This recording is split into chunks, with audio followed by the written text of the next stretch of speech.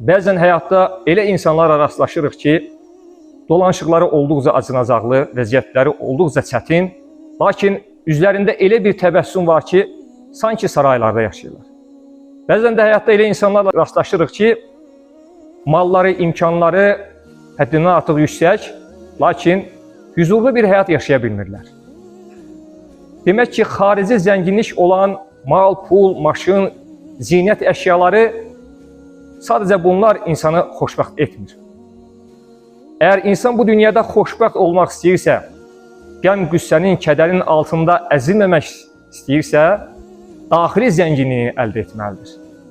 Daxili zənginliyi əldə etmənin yolu isə qulun Allahdan razı olmasıdır. Deyə bilərsiniz ki, elə bir müsəlman yoxdur ki, Allahdan razı olmasın. Hər bir müsəlman Allahdan razıdır.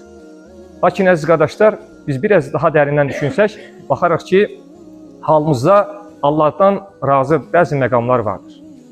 Məsələn, mən səhərdən axşama kimi çalışıram, uğraşıram, heç bir şey əldə edə bilmirəm, lakin filan kəs heç bir şey etmədiyi halda Allah ona durmadan yetirir. Və yaxud da insan bədənindəki hər hansı bir qüsuruna görə bir kompleks yaşayır. Boynun alçaqlığı olsun, bədənin hər hansı bir üzvündə bir qüsur olsun, buna görə ömür boyu bir kompleks yaşayır. Bu da onun əslində qədərdən bir narazı hala gətirir ki, dolayısıyla Allahdan narazı bir hala gəlir. Əslində bunu dili ilə söyləməsə də, bu halıyla Allah'a narazı halını ifadə etmiş olur. Əgər qul bu əksliklikləri görüb, əlhamdülillah bu mənim qədərimdir deyə bilirsə, qul Allahdan razı olur ki, o zaman Allah da qulundan razı olur. Belə bir insana artıq şeytan çox müdaxilə etməz. Belə bir insan süfrədə quru çörək də olsa, bundan razı bir hala gələr. Namazlarını da hüzur içərisində, xuşu içərisində qılar. Allah Resulü sallallahu aleyhi ve sellem əshabı hər nə qədər məşəqqətlərlə, çətinliklərlə üzləşsələr də, onlar əsla qəlblərindən belə Allahdan narazı olmadılar. Odur ki, Allah Teala onlar haqqında radiyallahu anhum və radu anhu. Allah onlardan razı oldu, onlar da Allahdan razı oldu. Allah Teala Hədid surəsinin 22 və 23-cü ayələrində buyurur ki, yer üzərində olan və sizin başınıza gələn elə bir müsibət yoxdur ki, o sizin başınıza gəlmədən əvvəl kitabda yazılmış olmasın. Yəni, lövh-i məhfuzda qeyd olunmuş olmasın. Bu ona görə sizə bildirilir ki, əlinizdən çıxanlara görə üzülüb kədərlənməyəsiniz və Allahın sizə verdiklərinə görə də sevinib qürrələnməyəsiniz. Allah Teala özünü bəyənib qürrələnənləri, lovğalananları sevməz. Demək ki, Allah Teala bununla bizə bildirir ki, sizin həyatınız bir qədər çərçivəsindədir. Başınıza xeyir əməllər gələ bilər, xeyir işlər gələ bilər. Bu sizi sevindirib, sizi arxayın etməsin. Ya başınıza bir hər hansı bir müsibət gəldiyi zaman buna görə də üzülüb depressiyaya düşməyin. Bu bir qədər çərçivəsində olduğunu anlamağa çalışın. Allah Resulü sallallahu aleyhi ve sellem buyurur ki, Allahın qismətinə razı ol ki, ən zəngin insan sən olasın. İnsan nə qədər çalışır, vuruşur, heç bir şey əldə etməsə də bu mənim qismətimdir deyə bilirsə, bu insan dünyanın ən zəngin insanıdır. Lakin elə insanlar vardır ki, həyatda hər şey var, imkanları var, lakin gözü ancaq onun bunun alındadır. Belə bir insan heç vaxt özünü, hər nə qədər ən zəngin insan olsa da özünü zəngin hiss edə bilməyəcəkdir.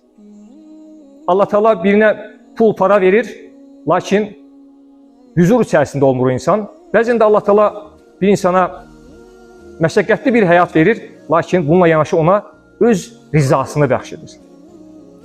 Belə bir insan Allaha yaxın olduğu üçün göylər və yerlər onun üçün artıq kiçilməyə başlayır. Belə bir insan Allaha o qədər yaxın olur ki, qəm, qüssə, kədər onun üçün kiçilməyə başlayır. Odur ki, dərdlərimizi özümüzdən böyütməməliyik, dəyərli qardaşlar. Əgər dərdlərimizi böyütsək, dərdlərimizin altında hər zaman əzilib qalacaq. 20 yaşımız varsa, özümüzü 50 yaşında kimi hiss edəcəyik. Bunun üçün nə etməliyik, qardaşlar? Allaha olan sevgimizi artırmalıyıq. Allaha olan zikirlərimizi artırmalıyıq. Allah Teala ayədə buyurur ki: "Vellezine amenu eşeddu hubben lillah." İman edənlərin Allaha olan sevgisi çox qüvvətlidir. Yəni qul Allahdan o qədər razı olur, Allaha o qədər sevgi bəsləyir ki, artıq Allahdan gələn qəm, qüssə də, kədər də onun üçün kiçilməyə başlayır. Yunus Əmrə bunu necə gözəl ifadə edir. Xoşdur mənə səndən gələn, ya hilətu, yaxud kəfən, ya tazə gül, yaxud tikən, qəhrin də xoş, lütfün də xoş. Yəni Allahdan nə gəlsə də bu mənim Rəbbimdəndir, buna səbr etməyə dəyər. Çünki mənim hədəflərim çox böyükdür. Çünki mənim qarşımda cənnət kimi bir hədəfim vardır. Çünki mənim qarşımda Cəmalullah kimi bir hədəfim vardır. Odur ki, bu hədəfə çatmaq üçün səbr etməyə dəyər.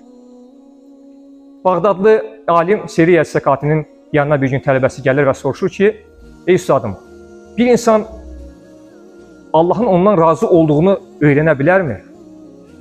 Həqiqətən də maraqlı bir sualdır. Allah bizdən görəsən razıdırmı? Bu anımızı bilsək, bu suala cavabını bilsək, həqiqətən də çox xoşbəxt olarıq. Və alim də biraz düşünür və deyir ki, xeyr, bilməz. Çünki biz Allahdan vəhi almırıq. Sahabə Allah Rasulunun xəbər verirdi, bildirirdi. Allah Quranda buyurur, radiyallahu anhum, Allah onlardan razı oldu. Amma biz bunu bilmirik. Amma tələbəsi deyir ki, müəllim, mənə elə gəlir ki, bilə bilər. Müəllim də əsl müəllim olduğu üçün, əsl alim olduğu üçün tələbəsindən soruşur, necə bilər? O da deyir ki, ey üstadım, əgər Allahın razı olduğu işlərlə məşğul oluramsa, yəni Allahın haram buyurduğu şeylərdən uzaq dururamsa, halalına doğru meyl edirəmsə, demək Allah məndən razıdır.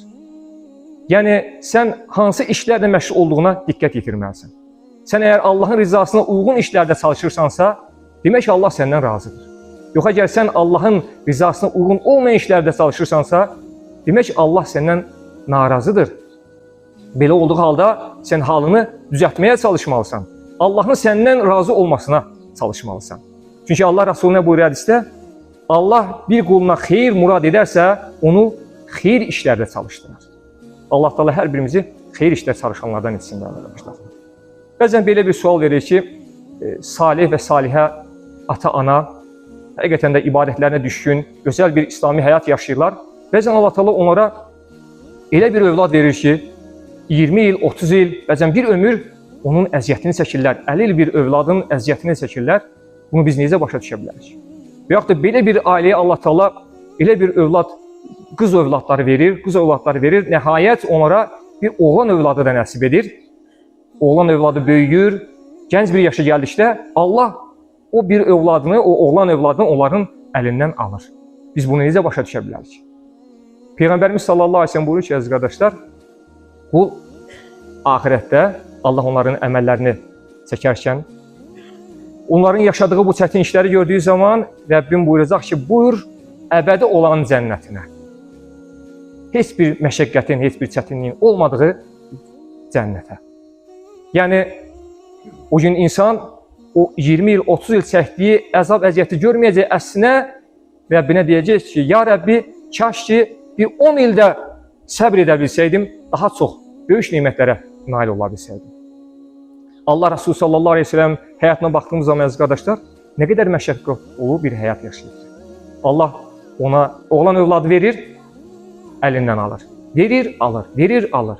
Qız övladlarını verir, hər birini öz əlləri ilə dəfn edir. Allah Resulü sallallahu aleyhi ve sellem bu məşəqqətlərə səbr etmişdir. Bir övladımızın barmağına tikan batdığı zaman necə də narahat olur. Bir də övladlarını bu qədər itirmək həqiqətən də məşəqqətli bir həyatdır.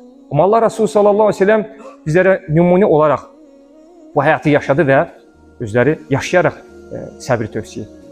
Həzrəti Ayşə radiyallahu anha deyir ki, bir gün Allah Resulü'ndən soruşdum ki, ya Resulallah, Uhuddan daha sənin üçün məşəqqətli anlar olmuşdurmu?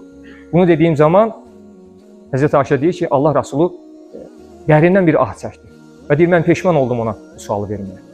Və Peyğəmbərimiz başlayır anlatmağa və deyir ki, mən Məkkədə nə qədər Məkkə müşriklərini imana dəvət etdimsə, onlar mənə iman gətirmədi, mənə dəli adı verdilər, məcnun dedilər, bir çox adlar isnad etdilər və mən Ümid etdiyim ki, Taifə gedərəm, bəlkə orada insanları haqqa dəvət edə bilərəm.